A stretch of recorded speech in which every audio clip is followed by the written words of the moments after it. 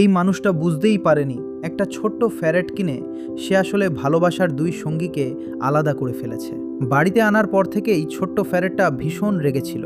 সে বারবার কামড়ানোর চেষ্টা করছিল, এমনকি লোকটার জুতাও নষ্ট করে ফেলে। তাকে খুশি করার জন্য লোকটি খেলনা আর টানেল দিয়ে বড় একটা প্লে এরিয়াও বানিয়ে দেয়, কিন্তু তাতেও কিছু বদলায়নি। পরের দিন ফেরেটটা নিজের খাঁচার এক কোণায় চুপচাপ গুটিয়ে বসে থাকে এবং কাঁদতে থাকে। তখন লোকটার মনে হয় হয়তো ও অসুস্থ হয়ে গেছে, তাই সে দ্রুত তাকে ডাক্তারের কাছে নিয়ে যায়। কিন্তু ডাক্তার জানায় ফ্যারেট পুরোপুরি সুস্থ, শুধু তার মন ভেঙে গেছে। পরে লোকটি যখন পেট শপে ফোন করে তখন সামনে আসে আসল সত্য।